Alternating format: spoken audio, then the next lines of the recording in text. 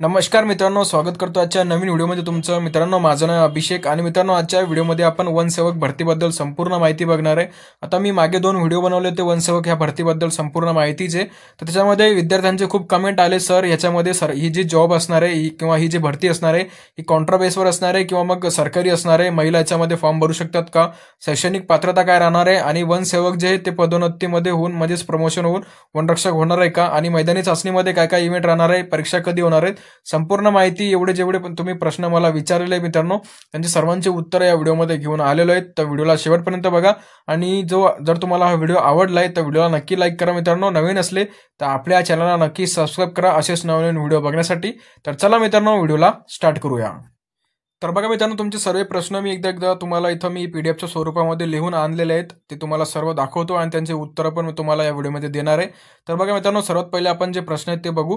तर मी ती पीडीएफ तयार केलेली आहेत आणि काही प्रश्न राहिले असेल तर तुम्ही कमेंट करा, मी त्याच्यावर परत तुम्हाला त्याच्यावर उत्तरं देईल. तर बघा मित्रांनो, जो सर्वात पहिला जो प्रश्न आहे तो बघा. तर बघा मित्रांनो, पहिला प्रश्न, सरकारी असणार की कॉन्ट्रा बेसवर असणार. आता ही जी वनसेवक भरती आहे ही सरकारी असणार आहे की कॉन्ट्रा बेसवर असणार आहे. तर याचं जर उत्तर जर आपण विचार केला मित्रांनो, तर आतापर्यंत जी वनसेवक भरती होती ही कॉन्ट्रा बेसवर व्हायची मित्रांनो. पण आता ह्या GR नुसार तुम्हाला माहिती पडलं असेल, तुम्ही GR वाचला असेल, तर GR नुसार मित्रांनो आता ह्याच्यानंतर किंवा ह्याच्या पुढे मित्रांनो ही भरती सरकारी म्हणजे पद भरती स्वरूपाची, जसं वनरक्षक भरती असते त्याच्या स्वरूपाची ही भरती होणार आहेत. आणि ही मित्रांनो आजपासून मित्रांनो किंवा आतापर्यंत ही भरती कंट्रा बेसवर व्हायची, पण आता ही कंट्रा बेसवर ही भरती होणार नाही आहेत.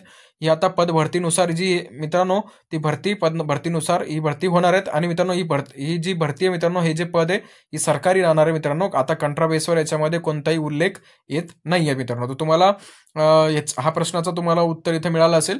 दुसरा प्रश्न मित्रांनो, महिला फॉर्म भरू शकतात का. तर मित्रांनो ह्या प्रश्नाचं उत्तर आहे मित्रांनो, हो, महिला ह्या परीक्षेसाठी किंवा मग मित्रांनो महिला ह्या पदासाठी मित्रांनो फॉर्म भरू शकतात. तर चला मित्रांनो पुढं. आता खाली आल्यानंतर मित्रांनो बघा, जो तिसरा प्रश्न आहे मित्रांनो, तो शैक्षणिक पात्रता काय राहणार आहे. आणि मित्रांनो नंतरचा जो आहे बघा, पदवीधर अपात्र राहणार आहे का. आता बघा मित्रांनो, जी शैक्षणिक पात्रता आहे मित्रांनो ती तुम्हाला GR मध्येच दिलेली आहेत. आता बघा मी तुम्हाला GR दाखवतोय, त्याच्यामध्ये काय पात्रता दिलेली आहे आणि पदवीधर जे मित्रांनो ते अपात्र राहणार आहे का किंवा मग ते पण याच्यामध्ये अप्लाय करू शकतात. तुम्हाला संपूर्ण माहिती सांगतोय बघा. तर आपण बघा GR ओपन करून घेऊ.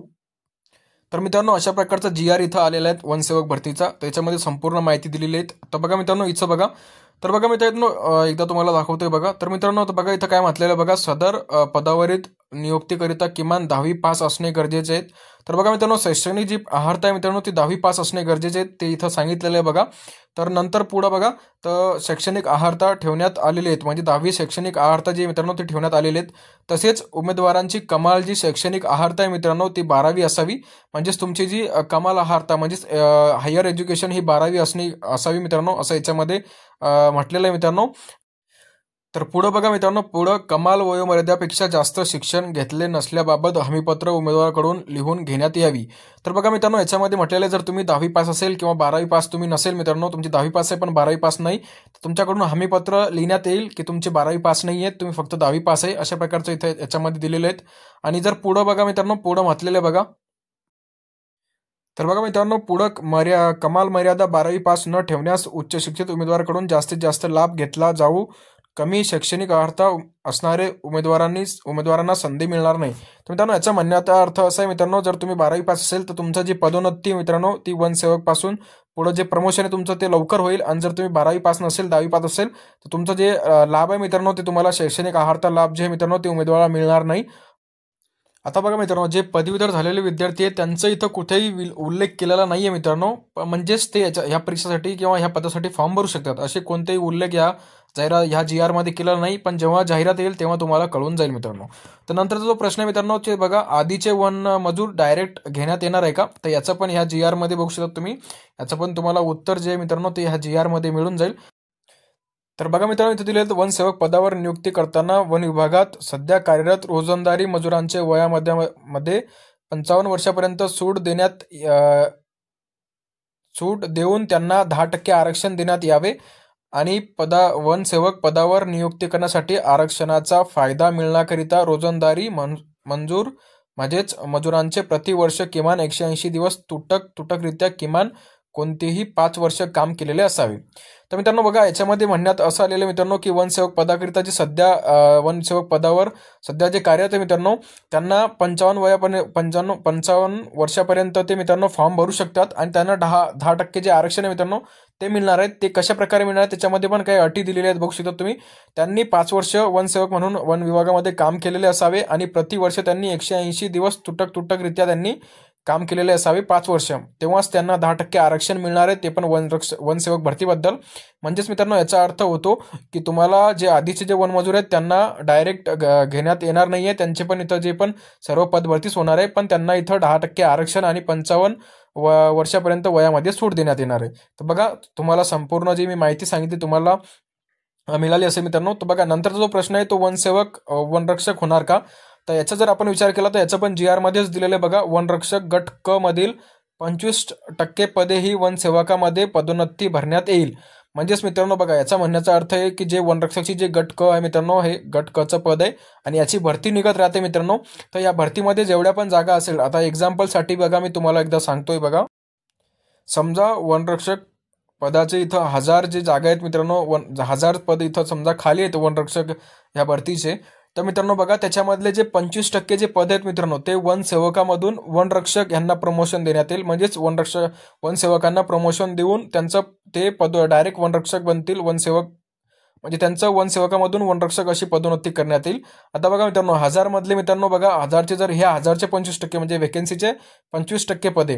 तर बघा मित्रांनो, वेकेन्सीचे म्हणजे समजा एक्झाम्पलसाठी जर आपण 1000 वेकेन्सी ठेवली तर मित्रांनो 250 जे पद आहे मित्रांनो ते वनसेवकामधून भरले जातील. म्हणजेच प्रमोशन देऊन डायरेक्ट वनरक्षक करण्यात येईल आणि उरलेले 750 पदे ते भरतीमार्फत भरण्यात येणार आहे मित्रांनो. तर अशा प्रकारे बघा, वनरक्षक जे वनसेवक आहेत ते वनरक्षक होणार आहेत, अशी याच्यामध्ये उल्लेख केलेला आहे मित्रांनो. तर बघा, तर पुढचा प्रश्न बघा मित्रांनो, आता वयामध्ये अट काय राहणार आहे, म्हणजे वय काय राहणार आहे भरतीसाठी. आता बघा मित्रांनो, हे जे वय मी तुम्हाला सांगत आहे मित्रांनो, ते अंदाजे मी तुम्हाला सांगत आहे. आता हे वयाचा जो विचार आहे मित्रांनो किंवा वयाचा उल्लेख जी आर मध्ये सध्या केलेला नाही आहेत. पण मित्रांनो, आता जे वनसेवक जे पद आहे ते गट ड चं पद आहे मित्रांनो. आता बाकीचं जे विभाग आहे, जसं की पोलीसमध्ये गट ड मध्ये मित्रांनो आपलं जे होमगार्ड येतं, तर मी जे वेगवेगळ्या विभाग आहेत त्यांचे गट ड चे पद आणि वनसेवकांना कंपॅरिझन करून मी तुम्हाला वयाची जी मर्यादा सांगत आहे, वयाची तुम्हाला अट मी जे सांगत आहे मित्रांनो, हे वनसेवक गट क चं पद आहे मित्रांनो, सॉरी गट ड चं पद आहे. तर त्याच्यामुळं तुम्हाला मी जे वयोमर्यादा आहे ती अंदाजे सांगणार आहे, पण तुम्हाला एक अंदाज लागून जाईल की वय मर्यादा इथं काय राहणार आहे मित्रांनो. तर बघा, गट ड चं हे पद आहे आपलं वनसेवक. तर चला, आता याचं जे वय मर्यादा आहे तुम्हाला एकदा सांगतो बघा. तर बघा मित्रांनो, जनरल आणि ईडब्ल्यूएस, आता आपण जनरल आणि ईडब्ल्यूएसचा जर विचार केला मित्रांनो, तर त्यांचं जे वय आहे मित्रांनो ते इथं 18 ते तुम्हाला बघा 18 ते 38 बघण्यात येईल. आता जनरल आणि ईडब्ल्यूएस साठी मित्रांनो 18 ते 38 वर्ष तुम्हाला इथं, जर तुमचं 18 वर्ष असेल तर तुम्ही 18 ते 38 वर्ष असेल तर तुम्ही फॉर्म भरू शकतात. आणि ओबीसीचं तुम्हाला 18 ते 41, त्यांना बघा ओबीसी वाल्यांना इथं 3 वर्ष इथं सूट मिळेल वयामध्ये.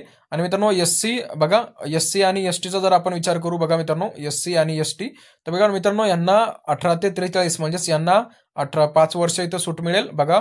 ओबीसीना इथं 3 वर्ष ओबीसीला आणि एससी एसटीला इथं 5 वर्ष सूट मिळेल वयामध्ये. अशा प्रकारे वयोमर्यादा इथं राहणार आहेत. आता मी हे अंदाजे सांगणार आहे, जेव्हा पण जाहिरात येईल तेव्हा तुम्हाला संपूर्ण वयोमर्यादा तुम्हाला कळून जाईल. आता नंतरचं कामाचं स्वरूप, आता बघा कामाचं स्वरूपचा प्रश्न होता नंतरचा. तर बघा मित्रांनो, कामाचं स्वरूप जर आपण विचार केला मित्रांनो, तर बघा इथे म्हटलेलं बघा शकता तुम्ही, वन परिक्षेत्र कार्यालय बाह्य यंत्रणाद्वारे शक्य असणाऱ्या कामाचे स्वरूप इथं दिलेले आहेत बघा. तर इथं म्हटल्यात आलेले बघा, वन परिक्षेत्र कार्यालयात बाह्य यंत्रणाने मल्टीटास्किंग स्वरूपाचे काम असणारे मित्रांनो तुमचे. त्यामध्ये शिपाई, मदतनीस आणि सफाई कर्मचारी, प्रिंटर ऑपरेटर, रखवालदार, रक्षक स्वरूपाचे इथं जे कामाचे जे ते समावेश असणार आहे. तुमचे मल्टीटास्किंग स्वरूपाचे तुमचे जे हे मित्रांनो कामं इथं असणार आहेत. कामाचे स्वरूप तुम्हाला समजले असेल मित्रांनो. आता मैदानी चाचणी, आता मैदानी चाचणी बघा, मैदानी चाचणीचा थोडा बघा, आता जे जी आर आहे मित्रांनो त्याच्यामध्ये मैदानी चाचणीचा कुठेही उल्लेख नाहीये मित्रांनो. पण मी तुम्हाला आता बघा तुम्ही पोलीस भरतीमध्ये गट ड चं पद बघितलं असेल तर होमगार्ड असतो. तर मी वेगवेगळ्या विभागाचे जे गट ड चे पद आहेत त्यांचा कंपॅरिझन करून तुम्हाला मैदानी चाचणी सांगणार आहेत. तर बघा, जर आपण उंचीचा अगर विचार केला मित्रांनो, तर याच्यामध्ये कोणती उंची राहणार नाहीयेत, कारण तुम्ही बघू शकतात आपण पोलीस भरतीमध्ये होमगार्ड पद आहे मित्रांनो, गट ड चं पद आहे, त्याच्यामध्ये कोणची उंची नसते. उंचीची मर्यादा नसते मित्रांनो त्याच्यामध्ये. तर तुमची जी उंची आहे मित्रांनो त्याच्यामध्ये राहणार नाही आहेत मित्रांनो. पण जेव्हा जाहिरात येईल मित्रांनो तुम्हाला संपूर्ण माहिती कळून जाईल. आपल्या चॅनलवर तुम्हाला जेव्हा जाहिरात येईल तेव्हा तुम्हाला माहिती पडून जाईल उंची राहणार आहे की नाही राहणार आहे. आता उंचीचं तुम्हाला समजलं असेल. सध्या तर इथं याच्यामध्ये GR मध्ये कोणती उंचीचा इथं उल्लेख केलेला नाहीयेत. पण सध्या तर मित्रांनो उंची राहणार नाहीयेत कारण गट ड चं पद आहे होमगार्ड सारखंच. होमगार्डमध्ये पण उंची नसते मित्रांनो. आता बघा मित्रांनो नंतरचा जो पॉईंट आहे मित्रांनो तर बघा छाती मित्रांनो. आता छाती बी तुम्हाला याच्यामध्ये दिलेली नाहीयेत कारण GR मध्ये पण नाही दिलेली आणि याच्यामध्ये पण छाती राहणार नाहीयेत मित्रांनो. छाती तुम्हाला समजली असेल. आता याच्यामध्ये बघा छाती तुम्ही होमगार्ड सारखंच मित्रांनो तुमची जेवढी पण असेल ती मोजल्या जाईल. कोणती इथं अनिवार्य नाहीयेत की तुमची एवढी छाती भरली पाहिजेच. अशा प्रकारची कोणतीही GR मध्ये इथं उल्लेख केलेला नाहीयेत. पण जेव्हा जाहिरात येईल तुम्हाला कळून जाईल छाती असणार आहे की नाही असणार आहे. पण शक्यतो मित्रांनो इथं छाती राहणार नाहीयेत. तर बघा मित्रांनो नंतरचा जो पॉईंट आहे आपला तो रनिंग. आता बघा रनिंग किती असणार आहे. आता बघा वनसेवक जे पद आहे मित्रांनो ते गट ड चं पद आहे. तर गट ड चं पद म्हणजेच वनरक्षक आणि त्याचं सेमच असणार आहे. म्हणजे 5 किलोमीटर तुम्हाला इथं पळावं लागणार आहे मित्रांनो. आणि त्याची जी टायमिंग असणार आहे तुमचे ते 17 मिनिट तुमचं टायमिंग असणार आहे. आणि मित्रांनो बघा आता हे 5 किलोमीटर तुम्हाला फक्त 17 मिनिटांमध्ये यायचं मित्रांनो. आउट ऑफ मारायचं तुम्हाला. ते पण तुम्हाला क्वालिफाय असेल मार्क नसेल तर तुम्ही जर 17 मिनिटाचं अंतर आले तरच तुमचं इथं सिलेक्शन होईल. अशा प्रकारे मी तुम्हाला एक अंदाजे माहिती सांगत आहे. कारण जे होमगार्ड बघितलं असेल तुम्ही होमगार्डचं ते पण गट ड चं पद आहे पोलीस भरतीमध्ये. त्याचं नाही याचं कम्पॅरिझन केलं आपण तर याचं 5 किलोमीटर रनिंग इथं तुम्हाला करायचे मित्रांनो. आता परीक्षा होणार आहे का. आता बघा पोलीस भरतीमध्ये होमगार्डची इथं एक्झाम होत नाही मित्रांनो. फक्त फिजिकलवरच त्याचं इथं सिलेक्शन केलं जातं. तशाच प्रकारे मित्रांनो तो परीक्षा तुमची याच्यामध्ये होणार आहे मित्रांनो. परीक्षा तुमची इथं होईल मित्रांनो. कारण त्याच्यामध्ये बघू शकता तुम्ही मित्रांनो जे वेकेन्सी आहे ती खूप खाली आहे मित्रांनो. 12,000 प्लस वेकेन्सी खाली आहे. आणि परीक्षा तुमची होणार आहे मित्रांनो.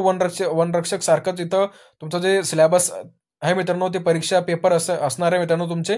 पण काठिण्य पातळी सध्या तुमची इथं कमी असेल. परीक्षा जे तुमची मित्रांनो त्याच्यामध्ये काठिण्य पातळी तुम्ही कमी असेल म्हणजे सोपी असेल मित्रांनो. एवढी हार्ड पेपर नाही येणार सोपा पेपर येणार. आणि तुमची परीक्षा मित्रांनो शक्यतो होणार आहेत. होणार किंवा नाही आता याचा जो अर्थ आहे मित्रांनो म्हणजे हे आपल्याला जाहिरात आल्यानंतरच समजेल की तुमची परीक्षा होणार आहे की नाही होणार आहे. तर मित्रांनो शक्यतो तर परीक्षा होणार नाही. होमगार्ड सारखंच आपण धरून लक्षात घेऊन चालू इथं.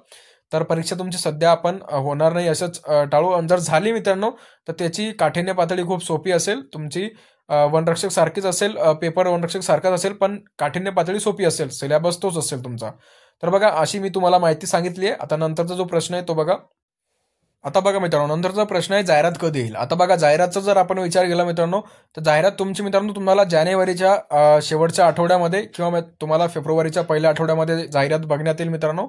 आणि वनरक्षक आणि वनसेवक हे दोन्ही जाहिरात सोबतच येणार आहे. अशा प्रकारे सर्व प्रश्नांची तुमची उत्तर दिलेली मित्रांनो मी. जर तुम्हाला ही माहिती आवडली असेल तर व्हिडिओला नक्की लाईक करा. नवीन असल्या मित्रांनो तर आपल्या चॅनलला नक्की सबस्क्राईब करा असेच नवनवीन व्हिडिओ बघण्यासाठी. आणि मित्रांनो अजून काही प्रश्न असेल तर तुम्ही कमेंट करा. मी त्याच्यावर पण तुम्हाला व्हिडिओ बनवून सर्व प्रश्नांची तुमची उत्तरे देईल. तर मित्रांनो चला भेटूया पुढच्या व्हिडिओमध्ये. तोपर्यंत मित्रांनो जय हिंद.